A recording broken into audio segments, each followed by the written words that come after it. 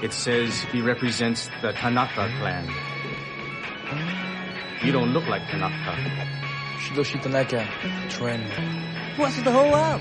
He says Senzo Tanaka is his Shidoshi. What's the difference if Bruce Springsteen is a Shidoshi? Mr. Han, suddenly I like to leave your island. It is not possible. Bullshit, Mr. Handman. I want you to exit this guy off the premises, and I want you to exit him off his feet and use his head to open the fucking door. Don't ever do nothing like this again. Come back up here. You don't have to worry about that, Sheriff. I'd kind of like to see this town die peaceful. Fucking honey, Director. You know, we know you was a punk then, but you're being a punk now. Yeah, detective, come on. Now you couldn't find a fucking Jew in Rockaway. How does one become a janitor? Welcome, everybody. This is Phil Moore, a.k.a. Jim Fix, and I'm bringing you the first installment of Radio Karate. This is a side project that we did when we were at the old forum, and we'd like to continue it here in the incarnation we left it at. With me today is Derek, a.k.a. Vance, and Wayne. Say hi, guys. Hi. Hello, everybody. I'm just using my real name here. We got in touch with Rakdar, and he unfortunately is away, so he can't make it to this one, but he will be on the next one, I hope. And Kerry unfortunately can't make it to this. He's not feeling too great, so we're going to give them a shout-out real quick. And we're also saying hi to Movie Steve, who's a guy. Tell about him, Wayne, just a little bit for everybody. Wow, now I think of what movie it was. I went to see Captain Marvel, and the guy that just happened to be sitting next to me, like, hated it as much as me, and we just started talking after the movie, and then it turns out that the next time I went to the movies, I always get the same seat, F7, that's my seat, and he always gets the seat F8, that's the one next to it, and then the next time I went to the movies, the same guy was sitting next to me. I'm like, oh, wow, so after a while, we ended up just going to meet up to see movies and talking about them after. So that's how I ended up meeting him, because we both hated Captain Marvel so much that after it was over, the two of us just started bitching to each other about how bad it was. We didn't even know each other at that point.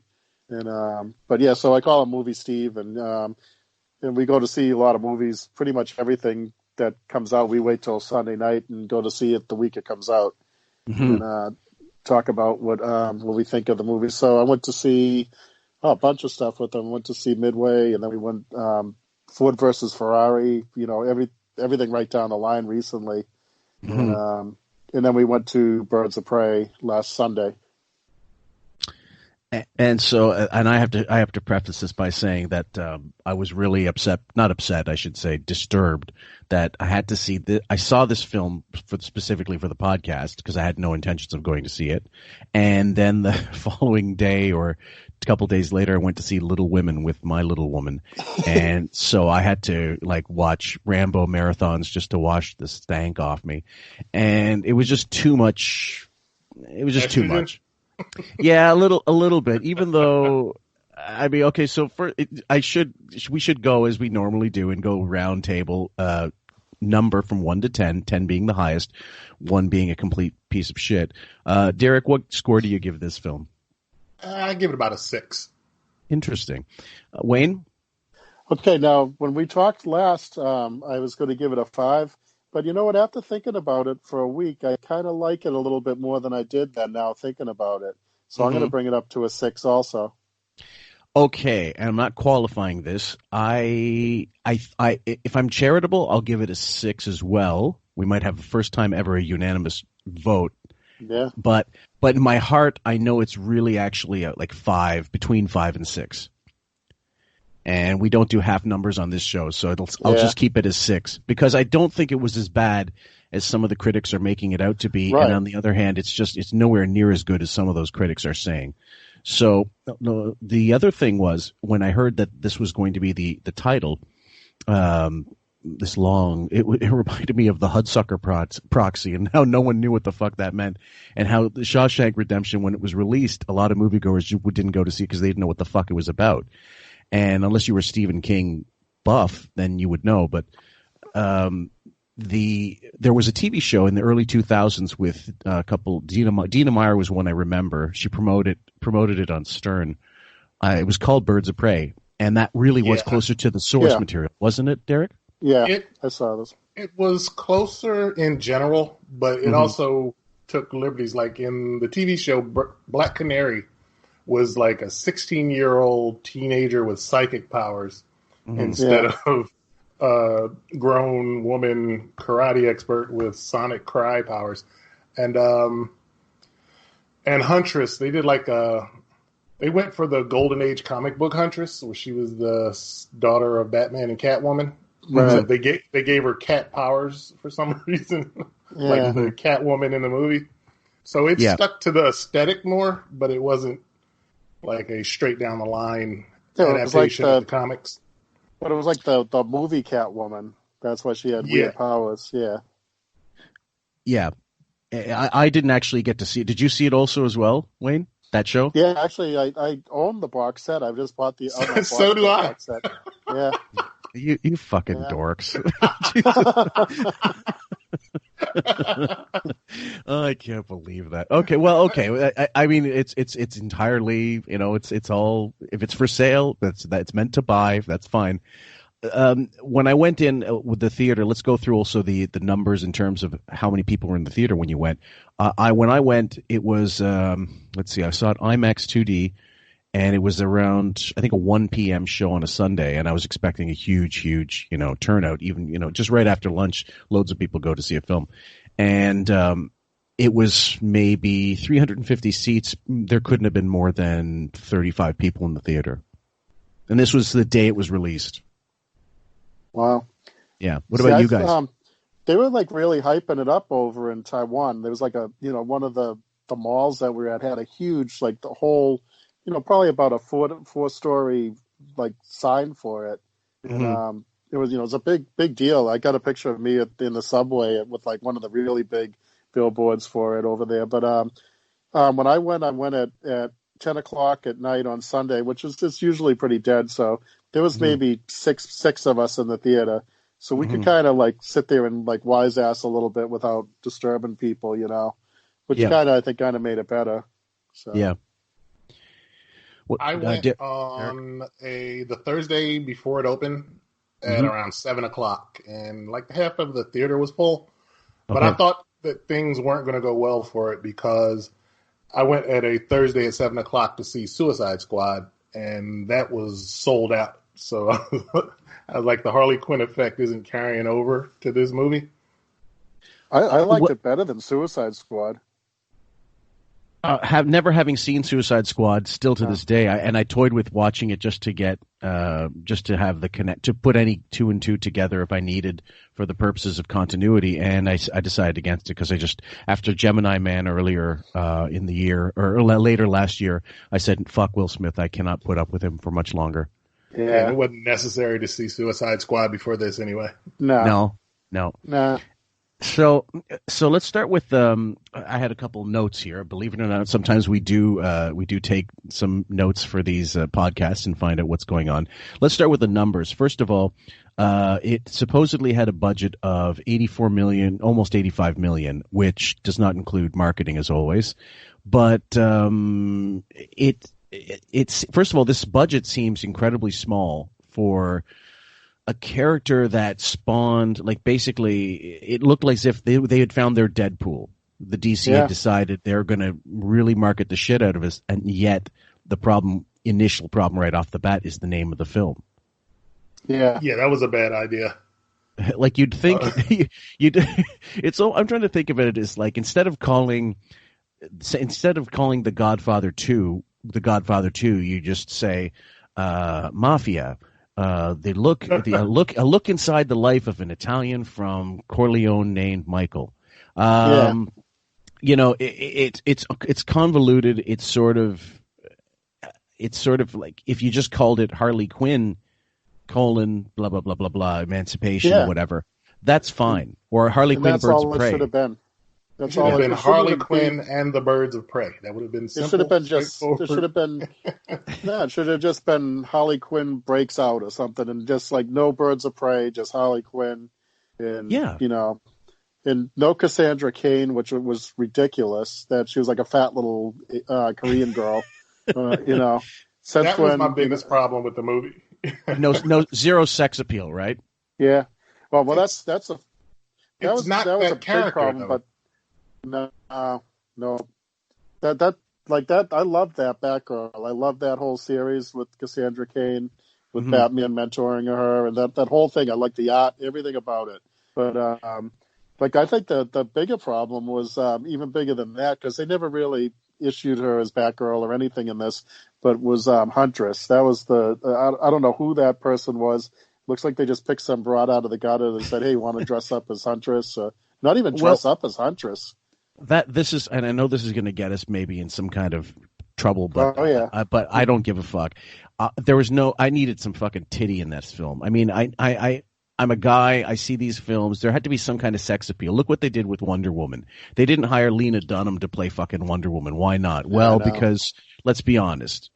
You don't go to the theater to go see the schlub down the street. You go to watch, a comic book type character. And look at all these broads. Look at the Huntress just throw a rock at a Batman comic with the Huntress. Yeah. And she's like Catwoman, hot chicks, basically. And I look at the way they marketed, let's say, the original Drew Barrymore, Lucy Liu, Charlie's Angels. The first, they tried to sell it as sexy and whatever, liberating for women and whatnot. And it worked. It did work. Even the sequel, which what most people said was complete shit, not that I cared about either of those films, was really, it did very well. They went top heavy with the names. And then they remake it, and they tone down all of that, and they hire a noted lesbian, an out lesbian, to be one of the leads, and it bombs incredibly bad. Well, and I don't know who's making these decisions. The other two Charlie's Angels had a sense of humor about them. That's why they worked. Yeah. And but this like me and Movie Steve, both of us, when we were we sit in the lounge after we saw the movie and we're talking about it, and both of us said exactly what you said, about there's one side view of the Huntress, and I'm like, who's that dude? It's just really really bad. It's odd because Mary Elizabeth Winstead isn't an attractive woman who's played attractive women in other movies. Mm-hmm. But it's like she worked out really, really hard for this movie, and she just got her body changed. Yeah, she went down to... Yeah. And it didn't help that whoever was in charge of costuming for this movie might have been the most horrible pick to be dressing women that I've ever seen in my life. Yeah. And it's crazy because Black Canary ran around in tight pants and a bra for the majority of this, but it was the least sexy tight pants and a bra I've ever seen in my entire life. So, Harley Quinn was in hot pants the whole time and cut-off jeans, but they were unsexy cut-off jeans. Yeah, they're kind of dumpy looking. Do you guys think this was a conscious decision to tone down the sexy? I don't even think it was that, because they showed a lot of skin, but it was all in clothes that it's like they were trying to go for this funky vibe, because just in the way that Gotham City that they were showing us looked, there was a certain grittiness to it and everything. Yeah, and they were going for this throwback early 80s type vibe or something to the way everybody looked, and it was just awful. They dressed these poor women terribly. Okay, well, so this is a question. Is this meant to be the Suicide Squad sequel that wasn't? I don't know what to make of it. I think there was always the plan to spin off Harley Quinn into her own thing, and then Margot Robbie wanted to do a film because she started reading all the comics and she got into the whole Birds of Prey thing. So she wanted to do a Harley Quinn and her gal pals type of movie, and it's like somebody should have slipped a couple of Gotham City sirens into her stack of comics when she was doing her research. Fuck yeah. Because a movie about Harley Quinn meeting Poison Ivy and teaming up with Catwoman to do pretty much the same thing they did in this would have probably narratively worked a little better, because them trying to just weave her into the things with the Black Canary and trying to weave Black Canary into being this torch singer, and all that stuff just felt kind of clunky.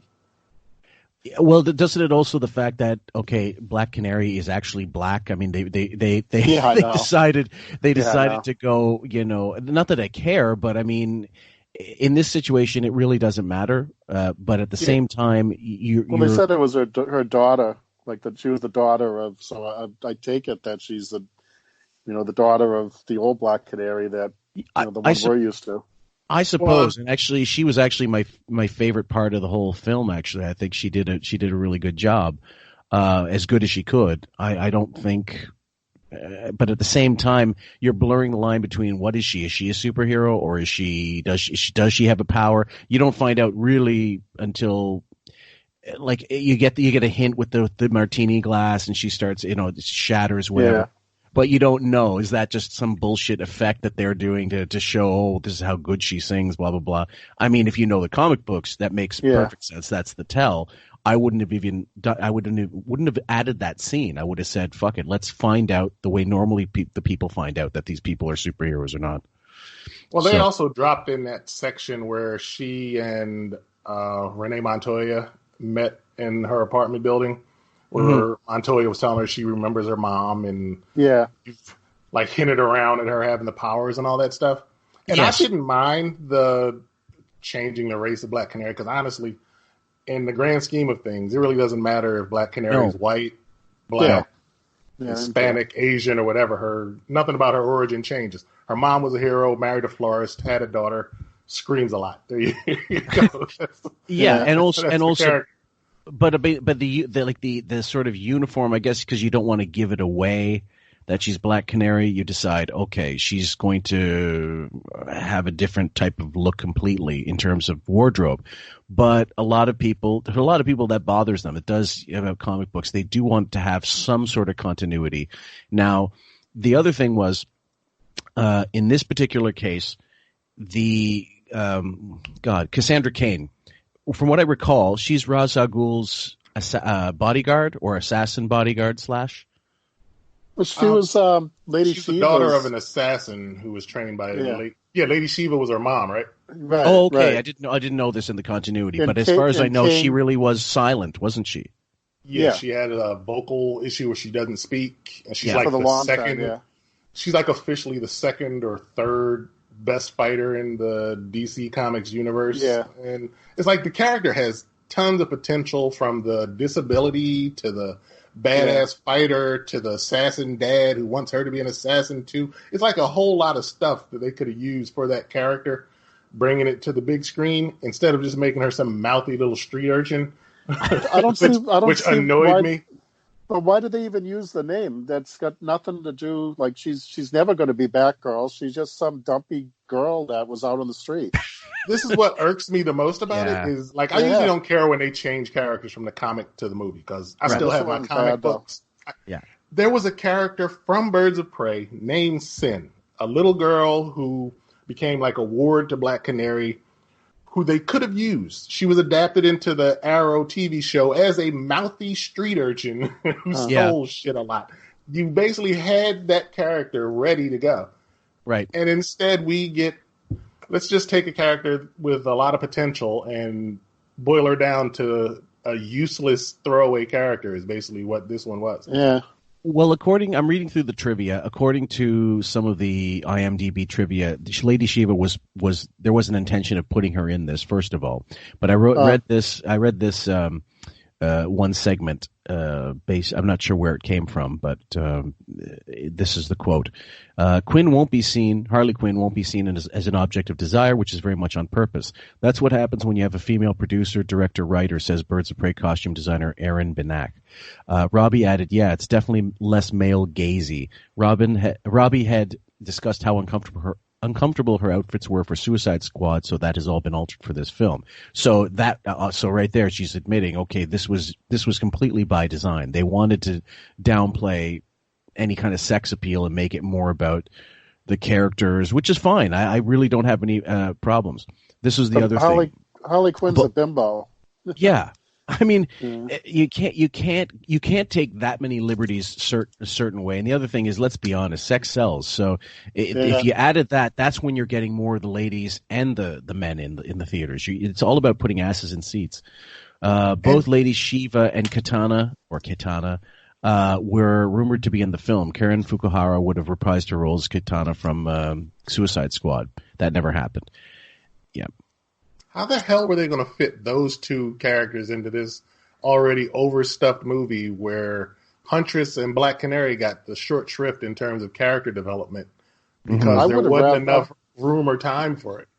I would have rather seen a movie with Lady Shiva and Kitana and fuck the rest of the Birds of Prey. Just have them fighting over the little girl, and have the little girl like the real Batgirl, They could have done a tiny little tweak to the Huntress part of it instead of using Helena Bertinelli and the mob part, and have her out of the movie, replace her with Kitana, make it something to do with the people who murdered Kitana's husband, like the Yakuza operating out of Japan and I'm out of Gotham City. Slot her in and boom, Bob's your uncle. You got, at least you have a character that people are sort of familiar with from Suicide Squad that doesn't become this cipher like Huntress was, because she barely spoke through the entire movie. Mm-hmm. And then there was a good 30 minutes, 40 minutes where I don't think she was on screen at all. She stopped killing everyone and just disappeared. Yeah. Well, she's supposed to be like a rich girl, but then she looks like she's washed out, like she's been sleeping out in the river or something. Her hair was ratty. For somebody that has a lot of money, she dressed like shit. It just and the other thing too is okay, so this whole movie they're chasing down this diamond, and then it's supposed to have some kind of code that to the Bertinelli fortune or something, but the Huntress doesn't even know that.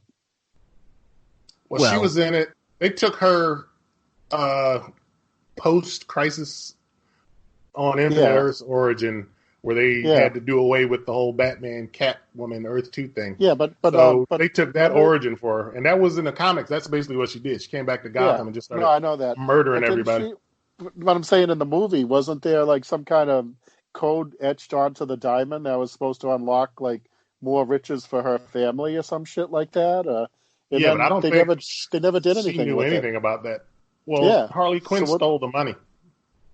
Yeah, but who? Or no, cares? She gave it to she gave it to Montoya, and that's what they were using to run the Birds of Prey at the end. Yeah, but still, it's she never knew that diamond had anything to do with their family. So it was kind of really I mean, if they said that she knew that the diamond that was her motivation for getting the diamond, but it didn't even seem like she really cared about it. Yeah, well, I guess she's so consumed with revenge that fuck the money, right?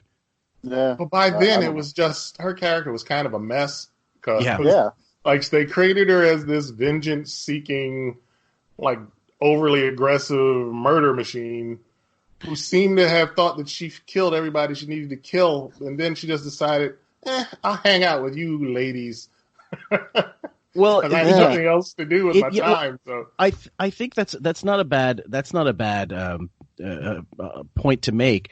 The fact is now, going back to the grosses, apparently this has made 145 million worldwide. Now it needs to make at least, it says 84 million. I'm sure it needs at least another 100 million to break back to break even, and I'm sure it will. There's enough. It didn't really drop that much this week, relatively. The first weekend, I think it was something like 33 million, and this second weekend, a 40-something% drop, which is considered pretty good. Yes, so I think it'll stumble across whatever line they need to make the movie break even, at least. But that's not what the companies want. They want a huge monster hit. There's really nothing else out there right now either. This is part of an article on Screen Rant that talks about February is just not a great month for movie releases. It says Sonic the Hedgehog for some reason is making a lot of money, and I don't understand what's wrong with people. Me neither. Cut it out. Stop watching nonsense. Let's see. There have been some recent exceptions to this rule about the dumping ground, February being the dumping ground, which is funny because Private Parts was released in February as well. Most notably, the billion-dollar success of Marvel's Black Panther, but there are exceptions for a reason. Deadpool is another one.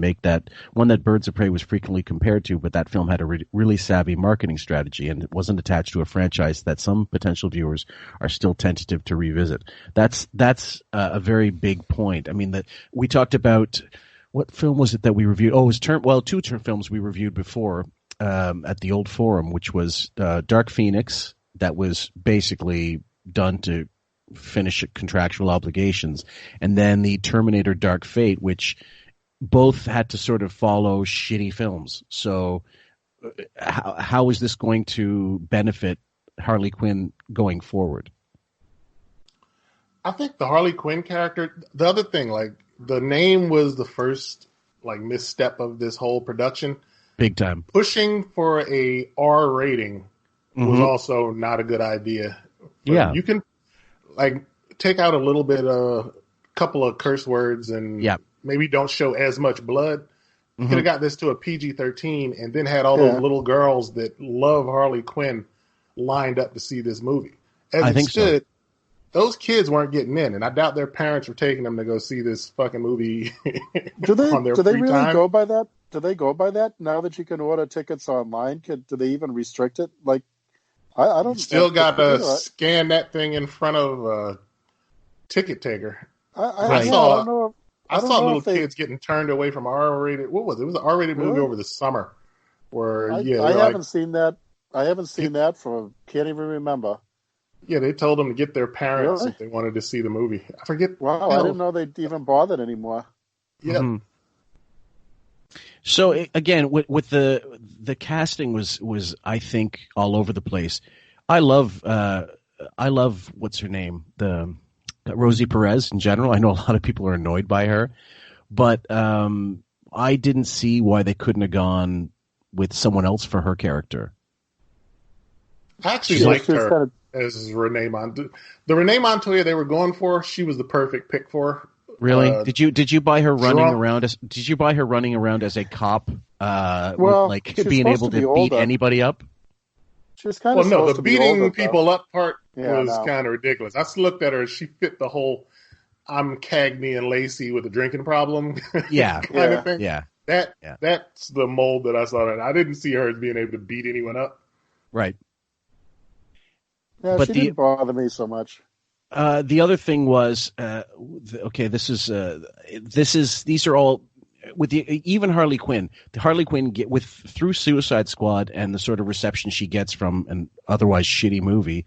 The rest of the characters are just not well known enough, and so that marketing was going to be a tough sell no matter what. Deadpool, the second one, played off the first, it was all done. Basically, after the success of the first one, Deadpool 2 was a no-brainer. There wasn't going to be much of a problem marketing that.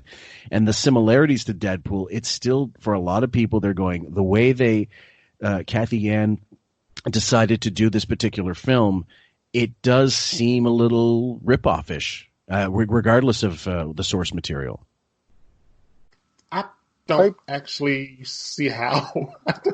Just because it's R-rated doesn't make it a rip of Deadpool. No. I just mean the sort of non-linear. Oh, okay. Let me go back to this. And then the storytelling, the storytelling fashion, and the way that she's also very scatterbrained in the film. She's all over the place, right? Yeah. So that's where now the original character in comics, that's a different story. But the way they filmed it, it seems that there could be a contingent of fans going, well, this is derivative. They're just, again, following Marvel, and they should go. Well, it was, even with the little cartoons and the crayon writing and stuff like that, very Deadpool. Yeah, exactly. The fonts and everything, Right. Now, I'm trying to think, because honestly, I think Harley Quinn was doing that in the comics before they made Deadpool into the goofy fourth wall breaking character, because if you think back, Deadpool was created by Rob Liefeld to be basically just a ripoff of Deathstroke Terminator with Wolverine's healing factor. There was none of the goofy stuff that the character is known for now. Right. And the character before. It just so happened Deadpool made it to movie theaters first. Yes. But Harley Quinn's nonsense was all part of the character. For the most part, Harley Quinn was only in to begin with. She was only in Batman Adventures, like the cartoon, the cartoony comic for the TV show. That's what she premiered in, and then eventually they brought her into the regular comics. But I think there was like a Joker Valentine's special that it was kind of the first Harley Quinn thing that was outside of the Batman Adventures, Batman Animated, or whatever it was called. I think it was called Batman Adventures. I think that they started making her more like the DC Deadpool, like after Deadpool. Well, yeah, that's my contention. I mean, it does seem as though it's bleeding a little into this, and I don't know that it's necessary. I think if they were going to go, first of all, if they were going to go R, I would have went hard fucking R. I would have had all kinds of nudity, all kinds of violence, and made it hyper violent. Like, look the same way. Look at Joker. Joker did $1 billion. Over $1 billion, and won the first Oscar for an acting role, I think, in any of these. I mean, let's keep the Heath Ledger thing aside. It seems as though this should have been easier to market. This should have been a no sell, there should have been no selling element to this. I still always go back to the Heath Ledger thing. If he didn't die, it wouldn't have been as much hype. I agree. The R rating for this was unnecessary with the movie that they wanted to make, because an R-rated Harley Quinn, I don't know if you guys have watched it, but on the DC Universe, there's a Harley Quinn cartoon that is exactly what you said it should have been. It's completely over the top. It's bloody as hell, but it's hilarious. Yeah. And if they had done a hard R-rated, extra violent, super crazily funny type of that's what I wanted. Yeah. Then the R rating would have been like something that was worth even going for. What they put on screen, though, could have just been PG-13, even just straight up PG. There was nothing about it that made it an R-rated movie, except they said fuck 27 times instead of 13 or something like that. Because well, yeah. Believe it or not, Planes, Trains, and Automobiles has an R rating just from that rant, that Steve Martin rant. That's the only reason it got it in mid 80s. But that will give you the hard R, the R regardless. But it's not really. I think language at this point shouldn't be enough. But that I agree. They should have went for the gusto, and I think they were trying to hedge their bets. But why hedge your bets? Why not just go for the PG-13? Yeah. At the beginning of the movie, when it started off like really silly with her trying to protect her sandwich, which actually the sandwich, I was sitting in the theater, me and Movie Steve were like, man, I want one of those right now. And we were saying like that after the thing, it was like, well, that sandwich was like the best part of the movie. But anyways, we if that whole premise was just so silly, I said, okay, if this movie's going to be like this, I'm going to like it. But then it kind of hit a speed bump when they started introducing the Birds of Prey. So if they just kept a silly Harley Quinn movie with her trying to do something nice and fucking up the whole thing right through, then that would have been a good movie, I think also there's an issue with the fact that Joker is addressed throughout the whole film, and yet you don't ever see him. And that when you're talking, you're talking about a character so much, but he's just not there. And now you got to put up with, okay, we're going to use Ewan McGregor's shit Sionis character, the Black Mask, which by the way, he was awful. I don't know if you guys. He was like the gay Black Mask. It took me a few minutes to realize that was Ewan McGregor, because he was so fucked up. Yeah, it was like so over the they never came out and said he was gay, but there was like one line she said, "Well, you don't like me because I have a vagina," so that gives it to you right there that he's a gay guy, But in Black, I was like, no, this isn't the Black Mask from the comics, But also, don't you think it was a little too woke in the sense of, okay, so Montoya's ex-partner is an incompetent man, older man, and he gets the credit for her things. Okay, so Harley Quinn's father is an absentee father. He just fucking threw his child away, so he's an asshole too. Black Mask, okay, of course he has to be an asshole, and his henchman Zaz, which is really awful way to introduce that character. Oh, I know. In Batman is one of the best villains ever. and so much better than Black Mask. Yet you just make him a shitty version of I don't know, like just some like a throwaway Bond villain, basically one of the ones Bond wipes out right away. An evil art dealer or something. I don't know what he was, a club bouncer. Or so I don't know what he was supposed to be. You're right. He does look like a Santorini nightclub bouncer that just got given a job. Yeah, there's been 2 live-action depictions of Victor Zsasz, and they both were terrible, because in the Gotham TV show, he was just the hired hitman for the Penguin, and in this, he's just the muscle for Black Mask. I'm like, the dude is a serial killer who etches in a marking for every person he's murdered. He doesn't shoot people. He uses a knife. He's a complete and total psychopath. Pick someone else to be the henchman for the bad guy instead of this awesome serial killer who you could use in a Batman movie down the line. There's like a billion. Pick Calendar Man, for fuck's sake. just have him. Signal Man. Big Man. Pick any of these loser-ass characters. Remember in the Tim Burton Batman, Joker just had Bob the Thug or whatever, Bob the Goon. That was it. He was like Bob the Goon and nobody. That's all this guy needed to be is the kind of fruity bouncer or whatever. I don't know. Okay, I didn't mind McGregor's Black Mask, because honestly, Black Mask isn't like the Batman villain that I really give half a fuck about in the grand scheme of things. He played it over the top, which I felt was the way to play the bad guy in this specific movie. Okay. And the movie was pretty cartoony, so it wasn't. And plus, like I said, it took me a minute to realize it was Ewan McGregor because he was so fruity.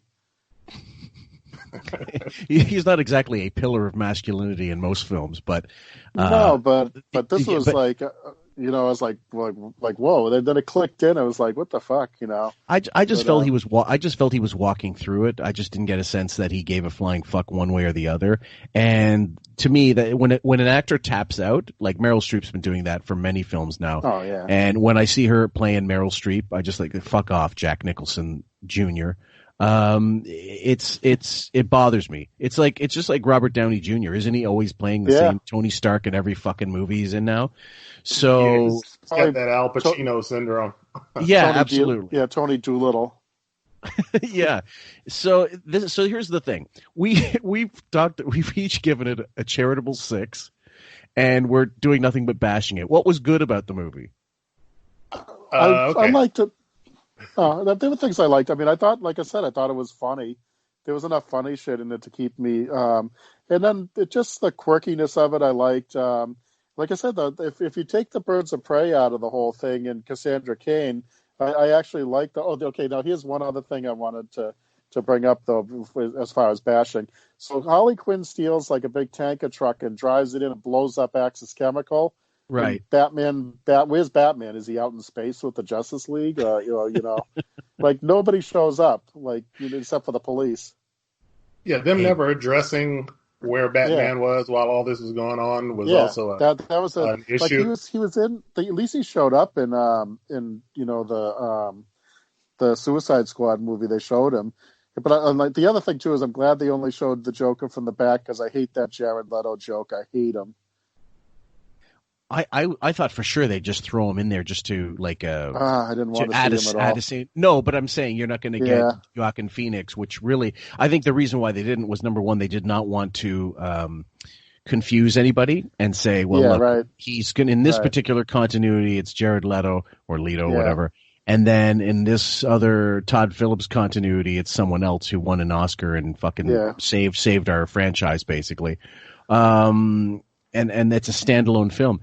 I think they tried to do a little too much with this film, and the what's her name? What's the missus? Let me get her name.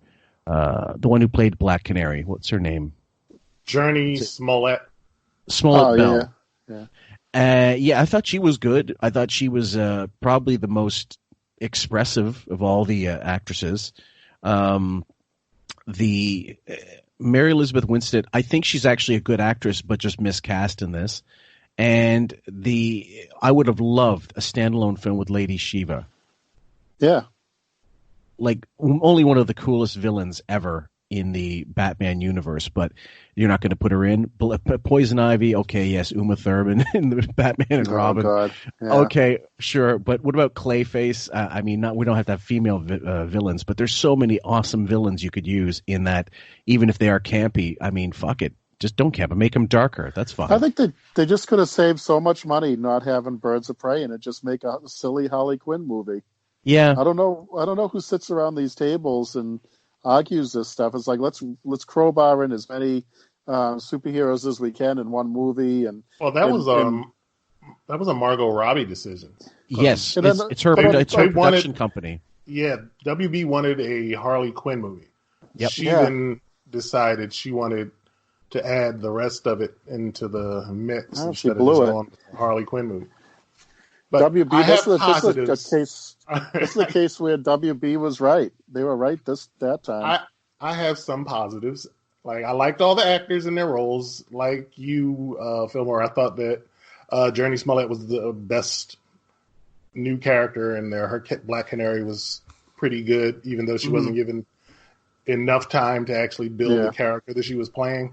I thought the fight choreography was awesome. Like, they got the it was good. Who did John Wick. And yes, that's exactly that was good. Yeah, like the fight choreography was top notch. Yeah, I personally like Ewan McGregor's Black Mask with all the over the top fancy pants nonsense he was up to, and I appreciated, like, even win, lose or draw, if it doesn't make like too more sense, I appreciated Warner Brothers saying, Kathy Yan, here's this movie, do your vision. She wanted this Birds of Prey. She wanted it to be R-rated. The fact that they didn't swoop in like they did with Batman versus Superman and Suicide Squad and the Justice League and fuck things up even worse than how some people may think they were fucked up already, I appreciate. If they continue, I hope that this movie not performing the way that they wanted it to doesn't mean they're going to go back to micromanaging everything, because I want these directors and writers and whatnot to actually put their vision on the screens and just let the chips fall where they may. Well, but don't do dumb shit like have the people who cut your trailer then go in and edit your fucking movie like they did for Suicide Squad, because they gutted that film and turned it into something that David Ayer says that he didn't even really film it. So just stop doing that type of shit. Well, do you guys get the sense that there's definitely more more violence or more something in the can, that there's, if there's another cut, which, they could very well release on DVD or whatever, or streaming, that there is something in there? Because it seemed like it wasn't, first of all, wasn't that long, but it seemed like there was probably shitloads on the cutting room floor. Oh yeah, because they made a pretty brisk movie. The thing with me that's ironic, okay, now, after Suicide Squad, I never watched it until it came out on video, because I was so fed up with Harley Quinn from going to Comic-Con in Boston that year, and everybody was Harley Quinn. I was so sick of Harley Quinn that me and my girlfriend didn't go to see it because, well, first thing, she hates Harley Quinn because her niece watches the superhero girls and she hates the New York accent. And she's like, does she talk that way in the movie? I'm like, yeah, she does. And she's like, oh, I don't want any part of it. So anyways, she didn't want to see it. So I went to see this movie because I wanted to see a Birds of Prey movie, and then walked out of the theater saying, I wish I saw a Harley Quinn movie. Which was, that was the thing that got me there, was because it was Birds of Prey. I said, well, there'll probably be limited amount of Harley Quinn. And then after, I was actually ended up liking the Harley Quinn stuff and not giving a shit about the Birds of Prey stuff. So that's why I liked them. I ended up liking the movie because I went into it thinking it was like a roll of the dice whether it was going to be good or not. So that's why I gave it a 6, because in the end I ended up liking it, and the further away from it and thinking about it, there was enough stuff in there for me to make it up to a 6. See, I didn't think my 6 was being charitable. I actually outright liked the movie. So you think it was a legitimate 6? Yeah. Yeah, no, okay. After I saw it, and when I talked to Fillmore earlier in the week, I said that's about a 5. But then after thinking about it as to the point where I wouldn't mind seeing it again. I won't, when it comes out, I'll probably end up getting it digitally or something, but and watching it again, because it wasn't that bad. I liked it better than Suicide Squad. Some parts I found it got funnier near the end than the beginning. Actually, I'm not sure if you guys like. I found it the sort of. I guess it's you know what, I'm just a too jaded old fuck and I can't be trusted to watch these films with a fresh eye anymore because I've just seen too many of them. I thought the beginning was really funny. The thing that was funny at the end was her being duct taped to a toilet. I thought that was pretty funny. Well, when they rounded her up and giving her all the prune juice. Some of the funnier stuff was sort of the asides, like the you need a hairnet here, a hairband, here you go. All the girl stuff that girls would talk about that I thought was kind of funny, maybe a little too cutesy for some people, but I thought that was funnier and faster, a little more quick-witted, but and seemed more organic, I suppose. And that's where you kind of saw a little bit of chemistry. I felt it took a little too long to get to. Okay, let's put them all together. But the fight choreography, I will agree, was actually very good, which could have gone really shitty. And anytime you can make Rosie Perez look like a badass, okay, wonderful. No, the fight at the end was good to the point. It was like you said, it was like a John Wick. But then there was like guy after guy that was going after him. It got out of hand like the Crazy 88s and Kill Bill. That's how funny it got, Yeah, and there were some continuity errors in that fight scene, which it was all over the place, but yeah. Again, when you spend that much money on a film, make sure the editing department has a good bunch of eyes, a good bunch of sets of eyes to really notice these things and put them together properly. So nobody showed up with a gun either. Yeah, thank God. But the other thing over here definitely was I know that coronavirus was scaring people, so a lot of people were not going to theaters at all. And I was reading about that a lot of studios aren't looking to China to be like a boost to their movies box office because the coronavirus has everybody afraid to actually start going to the movies. That's they're like for the near future, people aren't factoring that into their margins. That's why I didn't see it in Taiwan. We usually take my girlfriend's niece to see all the Star Wars movies, and we couldn't take it to that. We were going to go take her to see Frozen 2. We couldn't go to that because we didn't dare go to a movie theater. By the time I left Taiwan, I was like, pretty much everybody was wearing a mask unless you were a moron. And it was really, we got to the point where we were just taking food back to the hotel and staying in the hotel to eat because that's how it was there, So I got out just in time. Let's see what I got here. It says, just reading up an article here, Birds of Prey perfectly set up the relationship between Harley Quinn and Poison Ivy, but it won't be comic book accurate. I love the character Poison Ivy. I loved her depiction in just about everything, especially in, she was in Black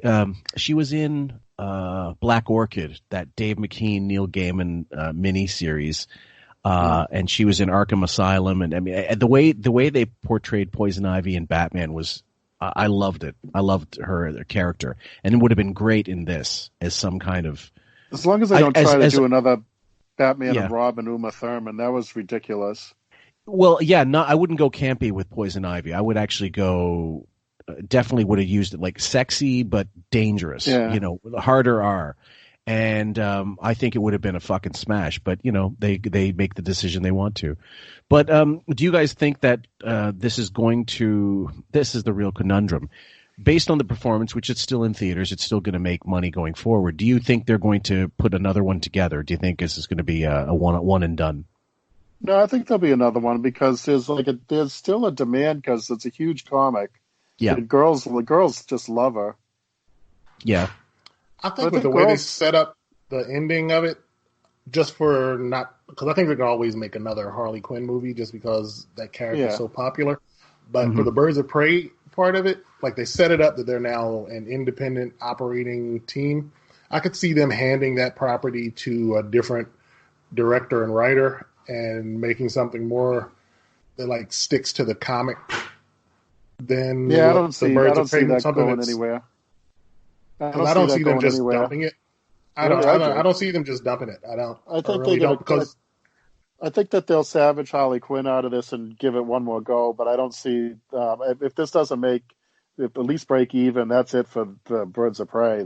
I think so too. Harley Quinn as a franchise has value. I don't know that the Birds of Prey does. Not with the current cast going forward. Unless, like I said, unless they go a little harder, and unless Mary Elizabeth Winstead starts eating some Philly cheesesteaks. I mean, it's just not. I hated that aspect of it, but I really was. Again, I think I'm a little too jaded. But going forward, it's ironic. June 5th is the next Wonder Woman film, which I know Wayne was just loving that trailer with all the New Order music in it. But I love everything film, about that. You know that film's just going to make a fucking $1 billion easy.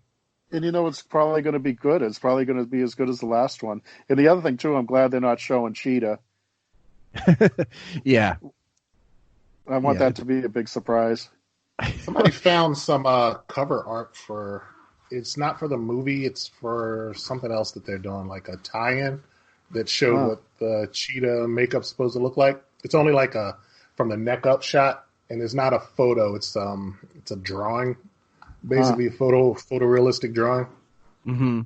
So it's like a mix of the cheetah when she just used to be the lady with some cat ears on, but then she's sort of kind of also the animalistic version that's in the comics now. Mm-hmm. So it's a blend of that.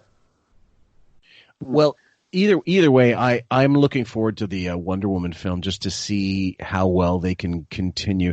See, because my issue was when they threw her in Justice League, I felt that it was almost like a life preserver for them, and that they were reliant more on her than they would like to admit. Meanwhile, you've got Batman and Superman, and that just isn't enough. That's not top heavy enough. You had to depend on Wonder Woman. And what I liked about the Wonder Woman is that they kept Patty Jenkins on to direct it, who I imagine just because of the success of the first one, they'll be a little hands off with her. As Derek was saying, hopefully Kathy Yen just gets, if she does get another crack at it, she goes a little further, and where we find out hopefully that they didn't, that there was studio involvement, that this was a darker film, and they made it lighter against her wishes. I'd like to know if that was possible. Let's see. What have we got here? Wonder Woman. Okay. Yeah, so this is interesting. This film had 4 release date shifts. This is the Wonder Woman film, 84. The first being December 20th, 2019 to November 8th, 2019 in order to avoid competing against Star Wars The Rise of Skywalker. Once it was announced that the 25th James Bond film was to leave its original scheduled November 1st spot, Warner Brothers moved the film's release up a week in order to take an extra week advantage. The 4th, don't they mean 3rd, schedule changed, pushed the film back 7 months to June 5th, 2020, as Warner Brothers realized the success of the first film's June 2nd, 2017 release. So, yeah, the summer movie, like Shazam was another February release, and it didn't do as well as I think it should have done, much better. Yeah, it was a great movie. Yeah. I watched it recently again and liked it as much as the first time I saw it. It holds up, doesn't it? Yeah, it does. And Derek, that was another movie where they let the director do what he wanted to do. Sure. Yeah. So with it's sort of like, and I'm not going to say it, I don't have high hopes for the new Marvel line with the exception of Shang-Chi and Doctor Strange.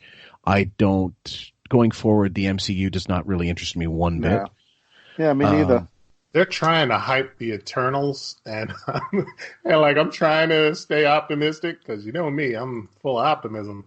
But that is not a property that interests me in the least, and I don't care how much they keep trying to push it like it's supposed to be some dynastic science fiction-y version of fucking Game of Thrones or something. I don't see how. Nothing about it screams that it's going to be anything that could possibly be good. Yeah, I was never big on them in the comics, never mind a movie, Well, this is going to be released in November of this year, isn't it? Yeah. Just first of all, the cast doesn't have me excited. It looks like it should be a TV show that fails horribly. I don't know anything about this director, Chloe Zhao. Let's see. She's got probably, I'm sure, an indie. She's got 2 films under her belt: Songs My Brother Taught Me and The Rider. And And then the Eternals is this huge budget. And let's check this out. Hold on. The Eternals, what's the budget? Filming, it's got to be a lot. It's got a cast of thousands in it, just about. I can't tell. I wonder if they'll keep it like the Kirby kind of design that you saw in Thor Ragnarok. Like if they keep it that, it might be interesting. That's what I liked about that movie. The set pictures of the costumes didn't look like they were sticking with the Kirby kind of over the top stuff. Yeah, that kind of stinks because even with the animators, you could have such a ball with fucking Jack Kirby pencils, right? Okay, so that going forward, what's the other one? Let's see what we've got here. One more thing about the Eternals too is that it's like got Angelina Jolie and Salma Hayek and all these big name people in it. Mm-hmm. But the last thing I read on it was that it's actually going to focus on Cersei and the Black Knight. Mm-hmm. So the movie's going to basically be about Gemma Chan and the guy who played Jon Snow on Game of Thrones. That's going to be the bulk of the film. Their story. So is that how they're going to crop Black Knight into this new Avengers team without Cap and everybody? Probably, because if they're focusing on Cersei and Black Knight, then that means that they're going to probably take some of the elements from when they were in the Avengers comic and they were dating one another. Right. Well, the other one I forgot completely about this, although I was ironically enough more interested to see this. I don't know why I forgot. Was the Black Widow film, which is coming out this spring? Yeah, that looks good. The trailer for that actually looks good. The trailer looks good. The poster looks fucking hot as shit. And this is how you release these films. I mean, this should have come out before Captain Marvel, in my opinion. Yeah, exactly. She should have had her own movie years ago. Years ago. This movie, if they do this movie right, it's not going to be another one of these, hard driving the point home that men are stupid movies like Captain Marvel. Yeah. I think that bothered me more about the Birds of Prey, that it was so blatantly anti-men. And I get it. We all of my favorite sort of female driven films it was almost incidental. They happened to be women, but they were strong, like Aliens. Yeah. Or right. I'm trying to think of another one of a similar. Well, even Wonder Woman came out. Alita came out. Those are two movies that are just fine, and they didn't need to bash men in them at all. Well, that film Lucy, the Luc Besson film, right, with another Scarlett Johansson, that was a huge hit. And isn't that enough? Like, what's with the agenda? Like, do we have to have it crowbarred in so desperately? I don't think so. Not for the film should be more important than any sort of message you're trying to send. But nothing is worse than Captain Marvel. I watched it again with my girlfriend's niece and hated it just as much as I did the first time. And it just you know what? I hate that. I'm starting to hate that more than Iron Man 3. Wow. That's how bad it's getting up there. That I think it's worse than Iron Man 3. I think, though, in the case of this Birds of Prey movie, it fit because the movie starts and is built around Harley Quinn being dumped by her abusive boyfriend, basically. So the whole men suck thing actually fits in the narrative of what this movie was about, how she's trying to pick herself up from the scrap heap and all that type of stuff. The thing that's so funny is, but she's going to run right back to Joko as soon as he snaps his fingers. Yeah, and that's like her thing. But so it didn't bother me as much. It was like, girl power, men are icky and suck and all that type of stuff. Whereas in Captain Marvel, it was basically like they just wanted to say, this woman is the greatest thing in the entire MCU. Everything you saw before this pales in comparison to this specific woman who is the greatest thing. Nick Fury, the James Bond of the Marvel Universe, is a buffoon. Because she's But back to Black Widow. They should have had that Black Widow movie come out the same, like a year after Lucy, because that showed that Scarlett Johansson could make a action movie and people would go see it. But for them to be and this is all it was, they were a bunch of cowardly fucks who were sitting around saying, let them make that Wonder Woman movie and let's see if it bombs her. And it's like, you guys basically had a machine that no matter what you put out, people go see it. And they have put out some absolute bullshit from the Marvel Cinematic Universe. As we've seen. Yeah, and people still racking that shit up to make $1 billion worldwide. And for them to be that big of a coward, it just always annoyed me. And still annoys me to this day. Her movie should have come out right after Winter Soldier. Or right after, sometime around then, absolutely. Because the market clearly was there. Because she was already established in Winter Soldier. Right. And that's when that movie should have come out, and she would have been, had her movie, and, would have been fine. If they wanted to be brave about it, they would have put her in right after the first Avengers. Yep, that's when it should have come out. Yeah, that would have been a year after that Lucy one. Absolutely, and I think now, mind you, it's a lot of it is scheduling as well, because in between all these fucking films, they're actually doing other films. They're doing indie cinema or smaller roles. So it all depends on when you can schedule people as well. That goes into it. But I agree, they were waiting to see what happened with Wonder Woman. Let's see if a woman can carry a film. Like, well, of course you can. Anybody can carry a film if the writing's good and if the if the production team is on point, and it shouldn't be an issue. What was the movie that remember she went on Wiggy or whatever, she was promoting a movie and it bombed? Oh, God. Shit. Oh, no, which, are you talking about Scarlett Johansson? Yeah. There was Ghost in the Machine. Ghost in the Machine. Absolutely. Oh, yeah, okay, yeah, that's which was really, really, really, really, really bad. I thought visually I liked it a lot. I thought it looked good. See, I saw it in IMAX, so I thought it looked great. But I had already known the story from the comics and everything anyways, so I didn't hate it. So. Well, let's see what we got here. Okay. Yeah, I think the wig factor ruined that movie. I think you know what? It really is. It is astounding, and this is how we tie this into, quite frankly, everybody. We always have some stern references in one of these shows for sure. Yeah. Basically, any interviews going into him, especially where it comes to Marvel or DC, is when something's tracking so poorly.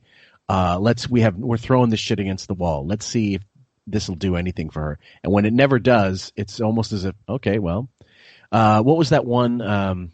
It wasn't a Marvel film, but it was tracking poorly and got horribly reviewed. It was the Jennifer Lawrence Red Sparrow. Yeah, right. That was the fake which Black was really Widow. like a fake Black Widow, and that bombed more horribly than anything. Yeah. I'm thinking to myself, why? I feel bad for actors and actresses when they have to do this whoring thing when they know the film's a piece of shit. Jeremy Renner went in for, what was that one? Wind River? Oh, yeah. He went into the Stern Show to promote that, but not any of the Avengers, not Hawkeye-based anything. The movie that kind of flew in under the wire that nobody saw was called Anna, and I thought that was okay. That's the most recent Luc Besson film, isn't it? Yeah. I thought it was good. It was out of the ordinary, and I thought it was good. It was just the locations it was shot at it was all looked different than anything that was out there, and just the way the story was told, I liked it. Well, again, not every film is going to be a home run, even for the best directors. Yeah. There's always a Valerian, which I didn't see. Was that any good? Me neither. I heard it never saw it either. I heard that's one of those like Ghost in the Machine or Ghost in the Shell or whatever that movie is called. Good. That it's beautiful to look at. Yeah, but it was just a dumbass movie. Yeah, I never got around to seeing it. Yeah, it looks great. If it actually had a story that matched the beauty of what he put on screen, then it might have actually been the start of a decent franchise, but it was terrible. And casting those two drab-ass people to be the leads, who were supposedly the romantic leads at that, was a bad idea on his part, too. Dane DeHaan and that one. Cara Delevingne. And the Enchantress from the Suicide Squad. Yeah. That was a bad idea on his part. I think, again, some of it's a crapshoot, but there's so much of this that you can avoid just by getting certain. I think casting really is one of the most important things of any film. Sometimes you just never buy people as certain characters or They put in a shitty performance. Well, that's not on the director, I suppose. Maybe it is. That's why the Marvel movies worked for the most part, because they really went out of their way to get decent actors to play the right roles. Like, it's not to say Alison Brie was a shitty actress. I just don't think that she was directed properly, or they. I think the writing of the character, they botched that. Yeah, I'm curious to see what a Captain Marvel sequel is going to look like when it doesn't have the bait and switch of you need to see this in order to know what's going to happen in Endgame, because that's why that movie made so much money. If that was just a Captain Marvel plopped in the middle of July with nothing before it or after telling you desperately need to see it in order to be kept up to date on this $1 billion franchise, I doubt it would have become the success that it was. People were starved for some. I was in a theater where a bunch of people got up when that movie ended and went, "What the fuck that had to do with Endgame?" Well, not only that, were walking out of the theater. Let's not even fuck around for a minute. Let's think about, for example, that so there's the tie-in to Endgame for sure. Let's say, for example, in the future, the next Captain Marvel film has nothing to do with Guardians of the Galaxy or Thor or anything Iron Man related. Iron Man 3 followed a incredibly shitty Iron Man 2, and made it worse. Actually made Iron Man 2 look like Citizen Kane, and still it made shitloads of money. Well, Iron Man 3 came after Avengers, though. I know. But they tried to play up, though, that it was telling you what happened to him after because of they tried to tie it to Avengers with his PTSD. Well, that was ridiculous. That he didn't seem to have at the end of Avengers. Yeah. Well, it doesn't even work like that, like how it was in that movie. So I guess my question is this: are Marvel films now critic proof? Yeah, they're but it's going to take one movie to get shit on first before it becomes a case of them going movie by movie and actually judging them on the movie instead of judging them on the machine. Because if you read the reviews for Marvel movies, it's like they rarely talk about the actual film itself. They talk about Marvel Cinematic Universe as a whole and how it's all connected and all this stuff. And it's like, no, just tell me about this specific movie starring this specific actor playing this specific character. Well, Spider-Man Away From Home kind of wrapped everything up. And then this Black Widow's in the past. So what's the first one that's going to come out like fresh? Eternals. Eternals. And most people don't even know who the Eternals are. No, that's right. I guess so you think that'll be like a litmus test? Like, let's see if we can throw this. I think that could be the first potential bomb. I think they're going in with the well-earned ego of we were somehow able to make Guardians of the Galaxy into this monster franchise hit. So we can do it with pretty much anything, even the thing that had going for it was New Gods.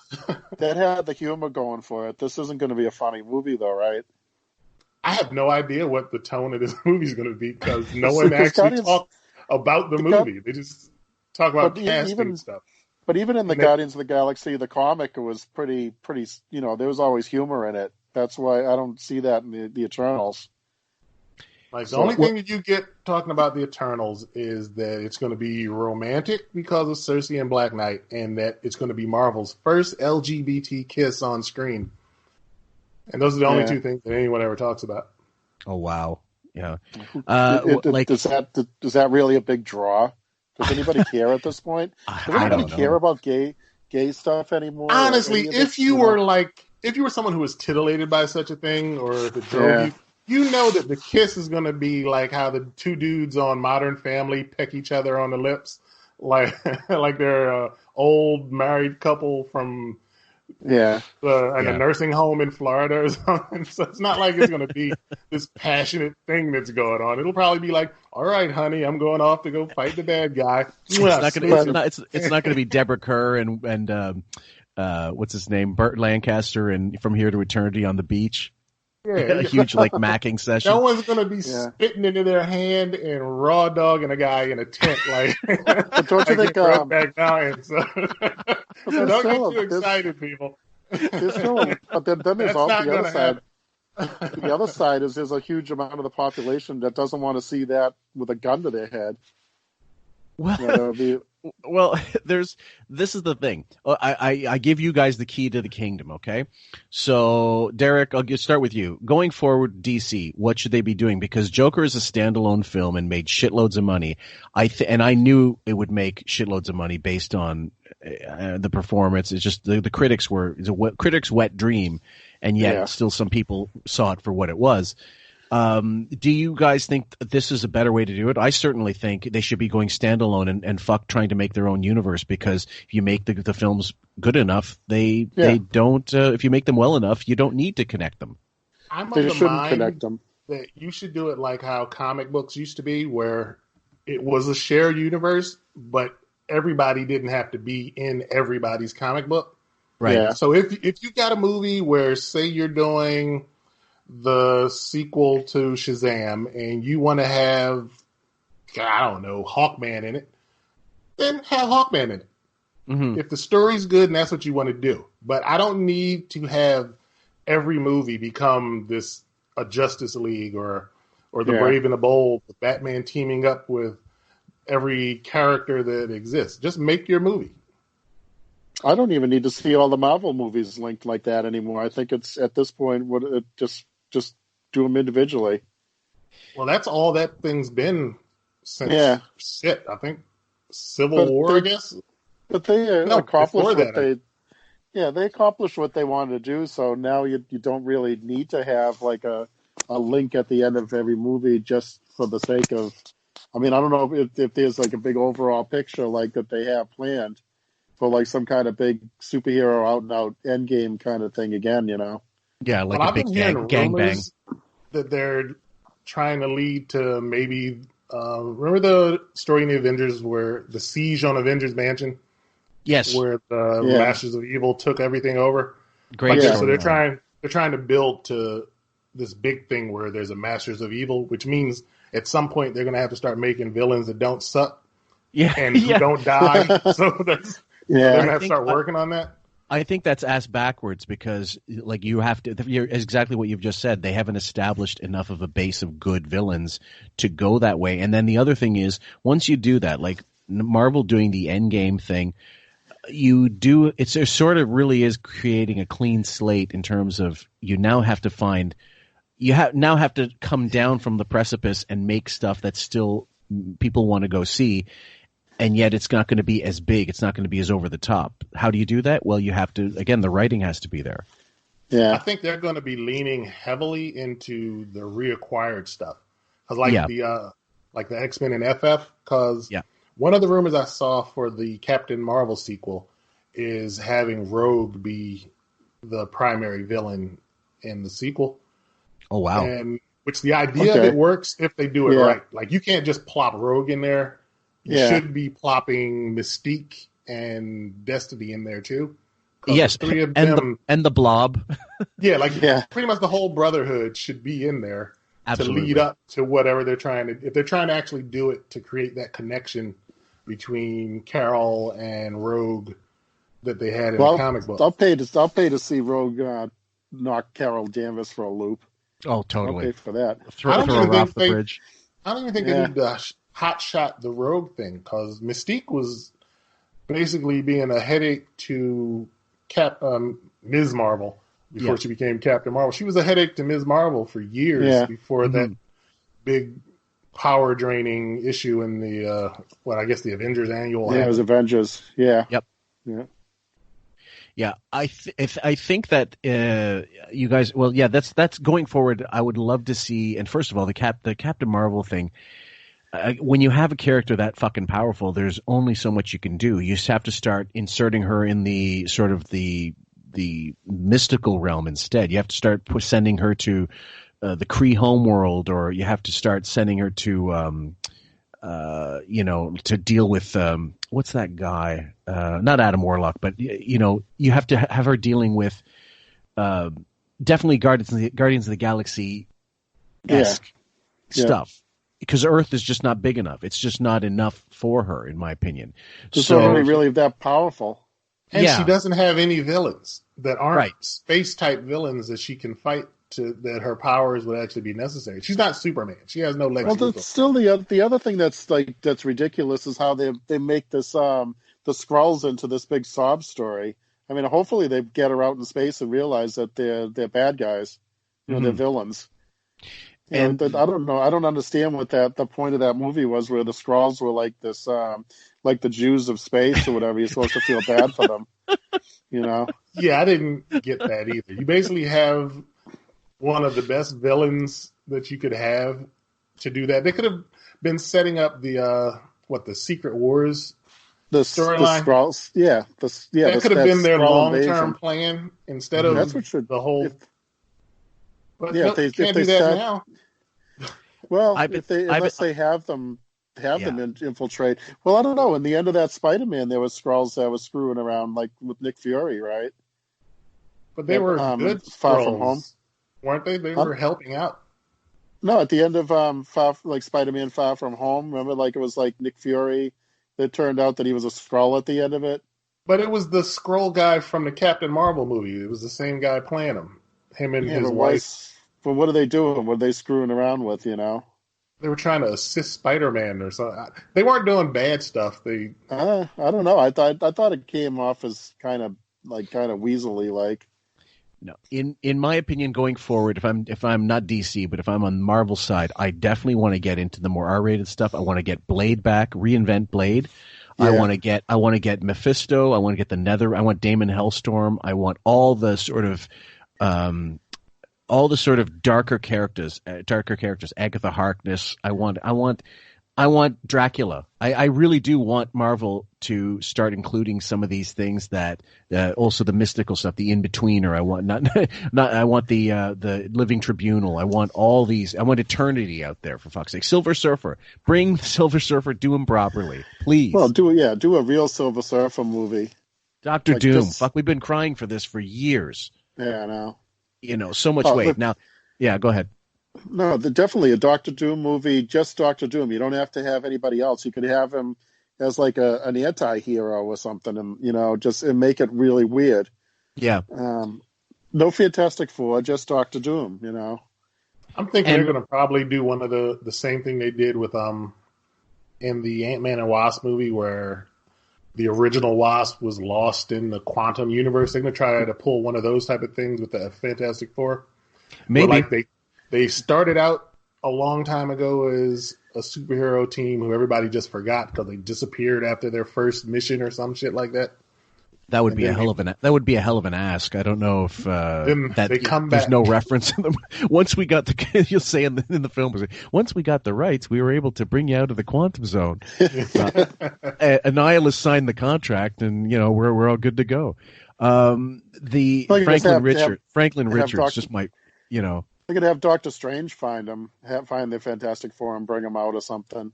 I'm just so pissed that they pooched Power Man and Iron Fist, and we cannot have a fucking movie, a standalone film with Luke Cage. We might, because it seems like they're about to just shit can everything that was done on those Netflix shows like they never had. That's the thing that sucked, because Runaways never sucked.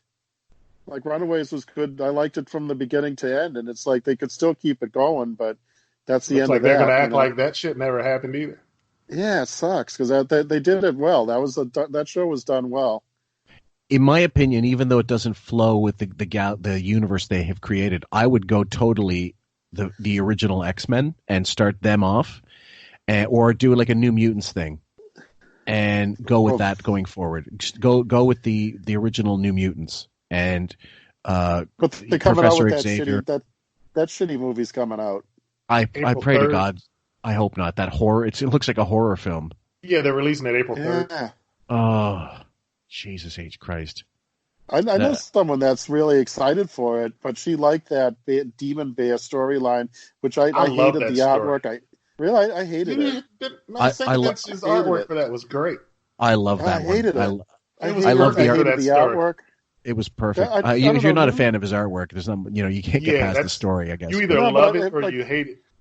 No, I didn't mind it when he did Elektra, but for New Mutants was always like a lighthearted kind of X-Men Junior kind of thing, and then they turned it into this really dark, scribbly looking, and it didn't make sense, I hated the whole time he drew for that book. Hated. I don't even know why I kept reading it. It was a drudgery, and I hated Legion because you couldn't even see anything, That whole time period was just bad. I liked it, and then I started liking it again when they brought in Cable and just made it, near the end. Mm-hmm. That's what I started. I'm glad I stuck through it till then because it did get better. But that whole time period, I hated it because the stuff I liked before with the Hellions and all that kind of stuff, I thought was great, and it was always just a lighthearted comic. And then they turned it into a bunch of kids doing all this really dark shit, and I don't know. I just hated it. Well, I'm one of the people who are optimistic and want to actually see it because if they can get even New Mutants, even 50% of that story right, it should be awesome. Yeah, I don't know. Me, I'm not big on magic. I don't like magic and in comics, and I don't know. I guess I'm more of a sci-fi guy, but yeah, that's what bothers me about this movie because it's just like. If you're going to introduce New Mutants, like they're going to introduce them as this dark bunch of whiny goth kids or whatever or something instead of just a bunch of kids.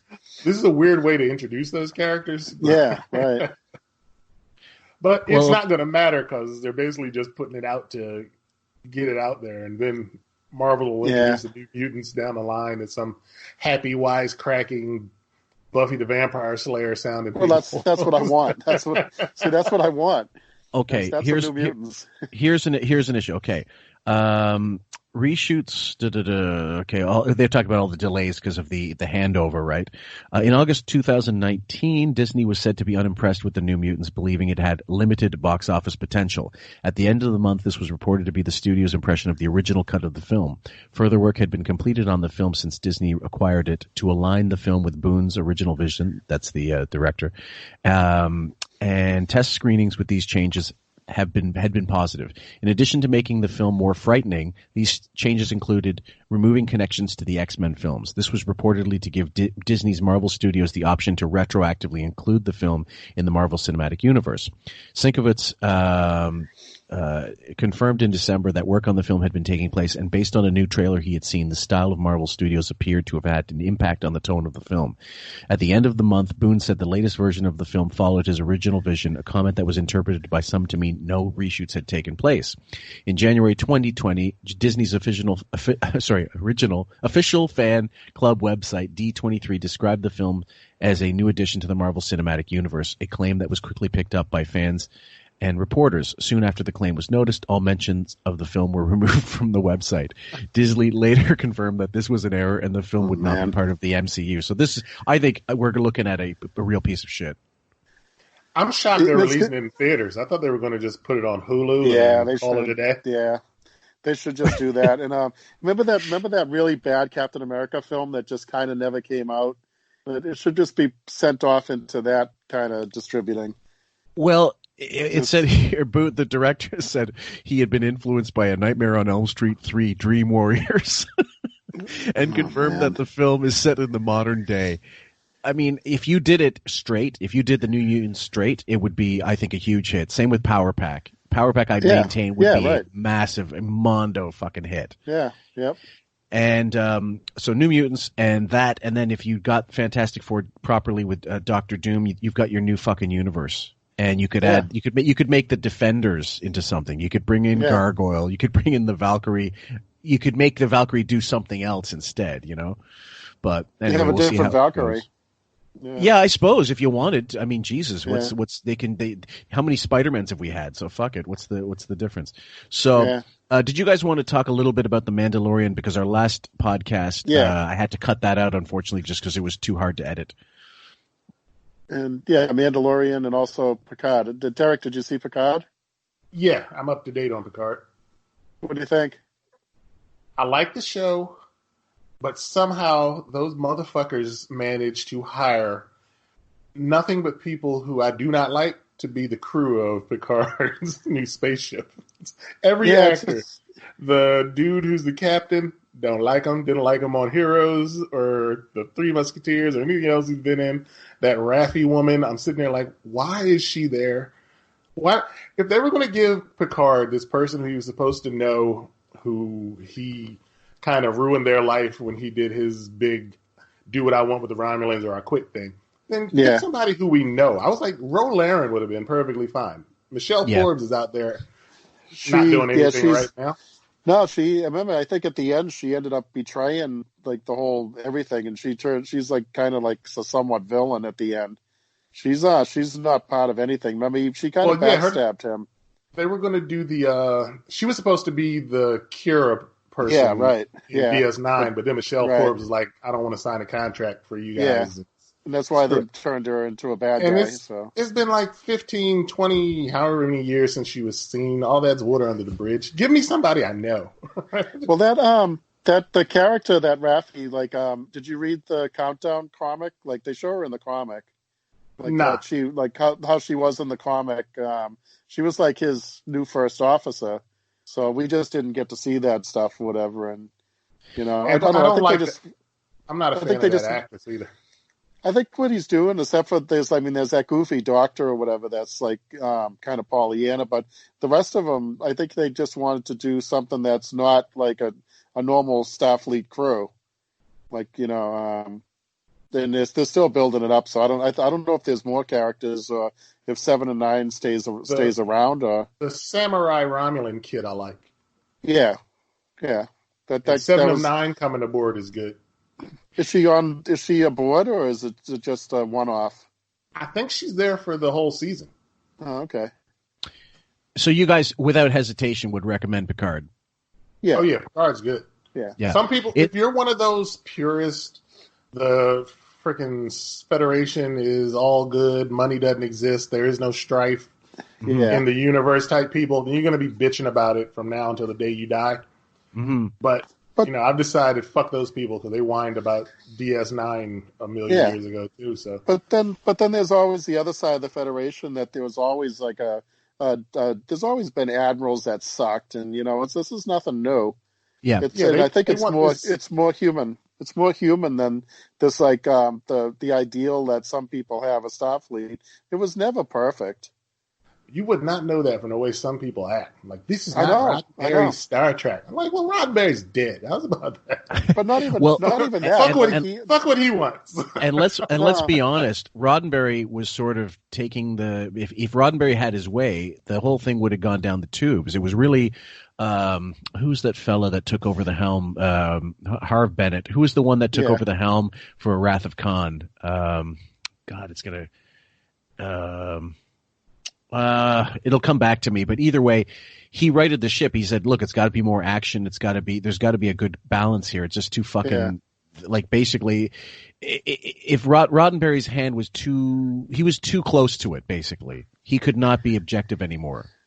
But the Star Trek fans that think it's this utopia, Starfleet's this utopia thing, it never was. There was always somebody that, episode for episode, there was an admiral that was, had a screw loose, so there was somebody that was trying to take data away from them. There was somebody that was plotting against like a racist or something like that. It was always, and then even in the Kirk times, there was like people, that didn't want to help the Klingons when Kronos had the explosion. Mm-hmm. And remember there was like people like they were saying, let them die. Like even Kirk wanted to let them die. So it's, this is nothing new. People have a weird revisionist history. I know what Star Trek is supposed to be. I've actually just downloaded, obtained the first few episodes. So I'm going to give it a look-see for sure. Because I love Patrick Stewart. I've always admired his work over the years, and it's getting Godhead reviews. People are saying it's excellent. So that doesn't happen very often with this stuff, where almost everybody's in, except for the odd denizen troll that really thinks it's shit because it just wasn't exactly what they wanted. Well, there's the Star Trek fans that are like the Star Wars fans that are like, oh, you ruined my childhood or whatever. But, right. Things move on. They're the same ones that they're the same ones that didn't like Deep Space Nine, and Deep Space Nine is my favorite out of all of them. Really? Yeah. Deep Space Nine. It was the first time that they actually dirtied up Star Trek. Yes. Right. To the point that I needed it dirtied up. Yeah. You know, with a CIA type of an agency working within the Starfleet. Section 31 is going to be a show. They're going to have a show for that that's coming out. They're filming it now with Michelle Yeoh's going to be on that. Yeah, I love her character. Yeah. And it's back where it's supposed to be. Star Trek is supposed to be TV. I don't need a Star. I honestly never needed a Star Trek movie. Like, no, I God, no. I love most of them, but I really didn't need that. Star Trek should be on my television. Well, let's go with that then. So everybody check that out. And what about the Mandalorian, guys? Definitely worth it. Yeah. I watched it again and again. I loved it. Yeah. Yeah. It's Star Wars. Western. It's Star Wars. Yeah, and it's Star Wars for grown-ups. There's the cutesy Baby Yoda that I'm sure everybody knows about by now, but that's it. That's the only cute thing in it. The rest of it's pretty badass. And as cute as Baby Yoda is, he's a bloodthirsty little bastard. I don't care about it. Yeah, right. And that's what keeps it interesting. It's like you see them. I mean, it just it's the Star Wars we want to see. It's not like any of this just ridiculous stuff. I mean, the stuff that happens in it's fine. You're not gonna. It's not.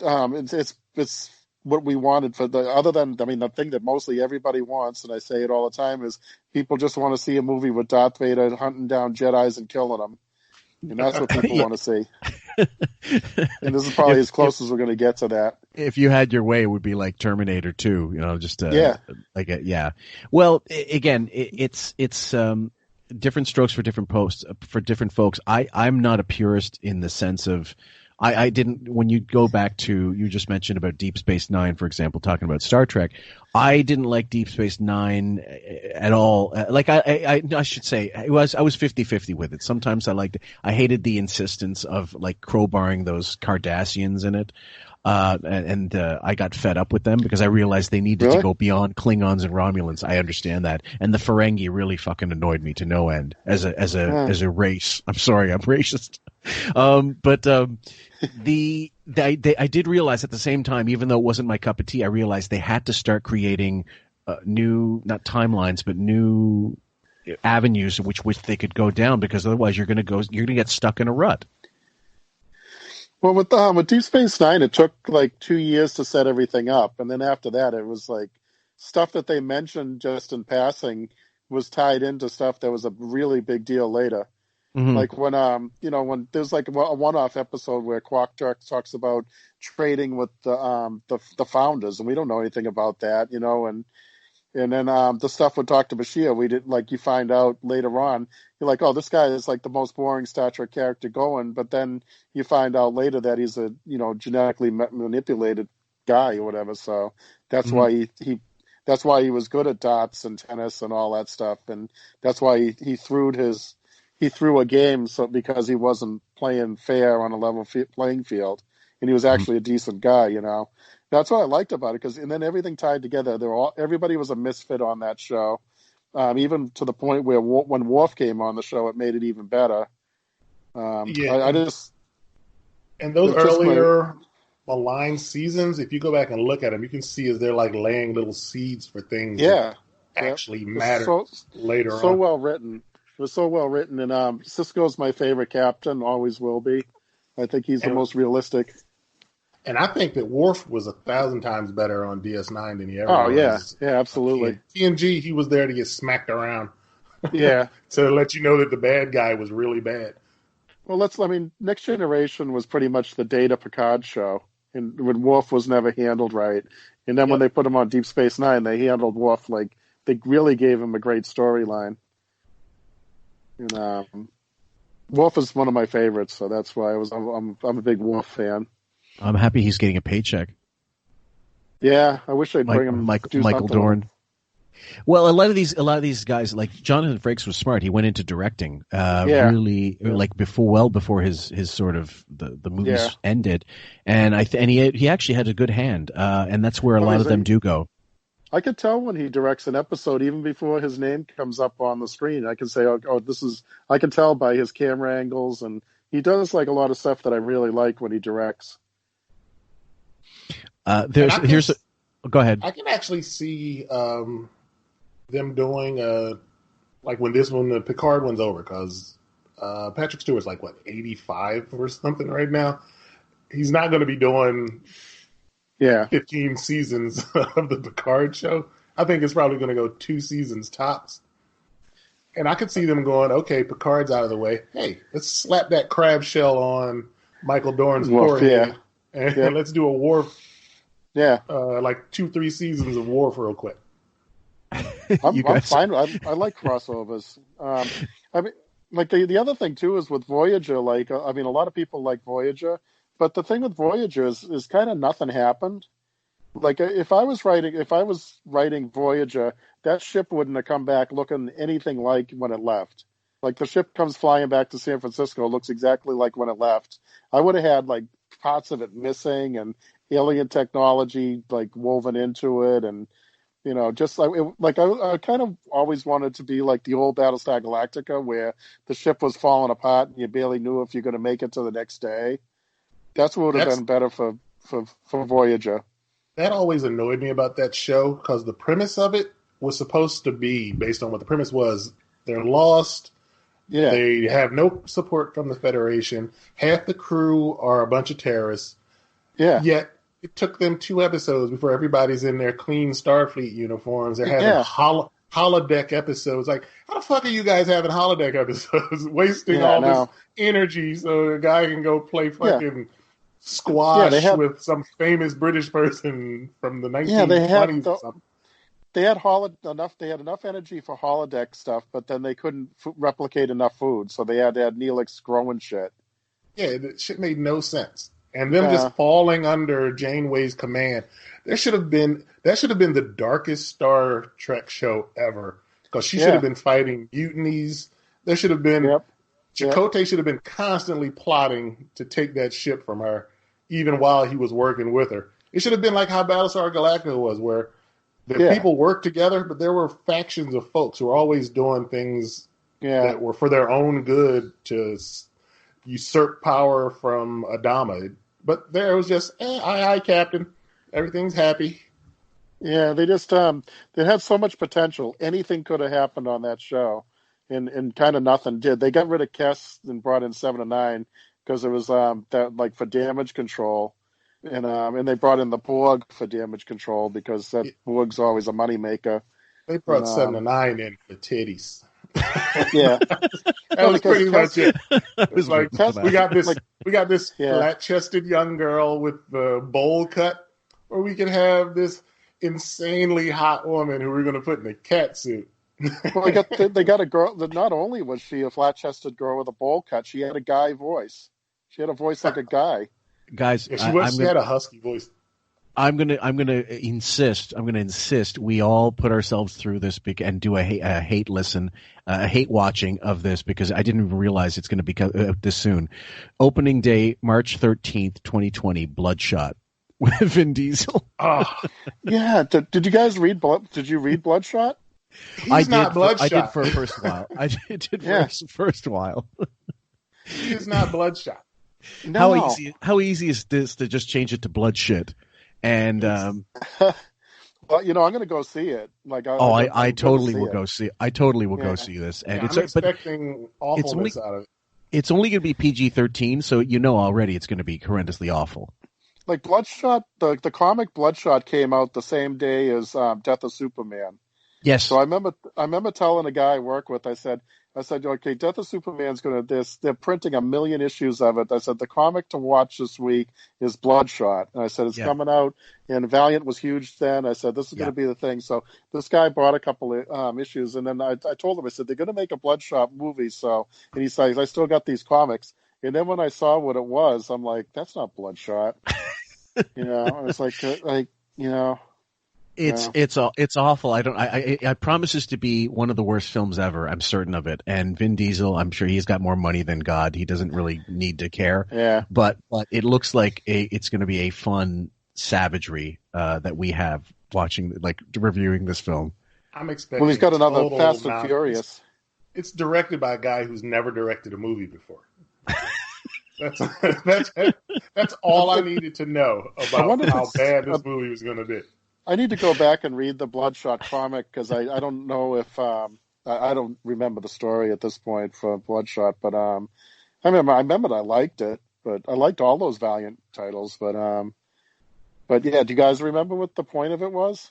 What, Bloodshot? Well, essentially he was I seem to recall he was a mafia guy, and I seem to recall he was a mafia guy and gets killed and is somehow chosen as a cadaver or something to reanimate him or something as this character. I can't recall exactly, but I seem to recall that's the initial, he's got mafia ties or something.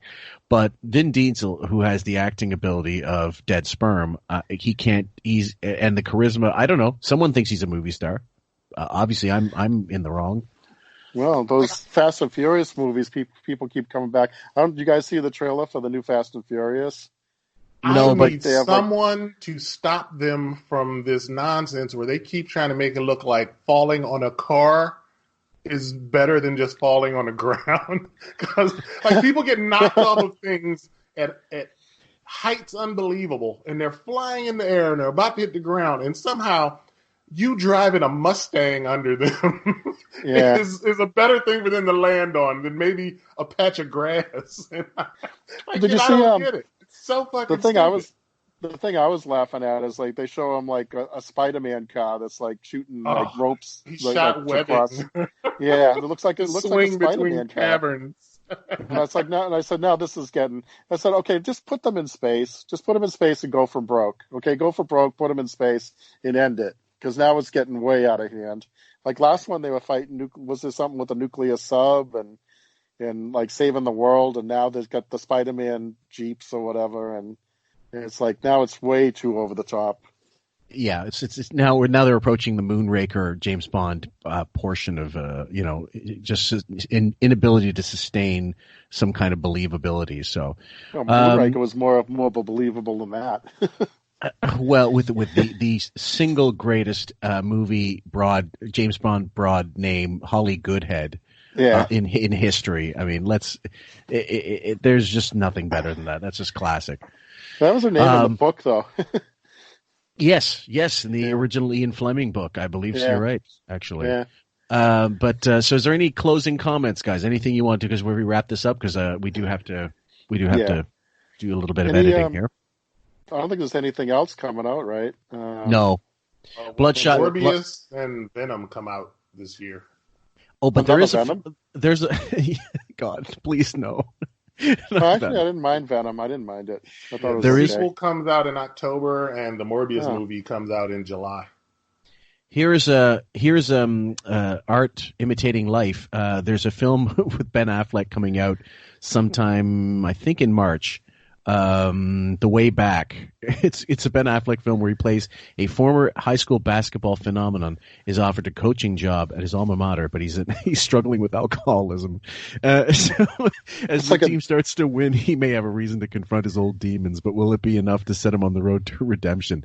So Ben Affleck, an alcoholic, is playing an alcoholic, and so is that that's like Welcome Back, Drunk Carter. Yeah, the White Shadow. Should a guy in recovery be playing an alcoholic in a movie? Isn't that kind of bad for your recovery? Tempting. Wasn't it I think it's perfect casting. What about Courtney Love as a heroin addict in People versus Larry Flint? She got an Oscar for that. She was a very convincing heroin addict. Oscar nomination. Oscar nomination. Yeah, I don't think they would sully the Academy with her heroin encrusted nails. But anyway, I would like to let everybody know. Thank you for listening. This is, as we said before, ancillary content to Quite Frankly. We're going to be putting these out on the same feed for Podbean. And I'll be making a separate channel on YouTube for anybody who wants to comment and call us fags. Please do. We welcome any. That's fine. That's what we're there for. And if you don't like it, well, that's your tough shit as well, because we're still doing them anyway. We used to have the old disclaimer: we don't know what we're talking about. Yes, we still even though we're elsewhere, we still don't know what we're talking about. It's all for shits and giggles. So I've been Fillmore, and I'd like to thank Derek and Wayne for coming along for the ride, and hopefully we'll get the full ensemble for the next one, which, if it isn't Bloodshot, most definitely will be for the Black Widow movie. And if in between we decide to do another hate cast or something, we'll let you all know. Take care, everybody.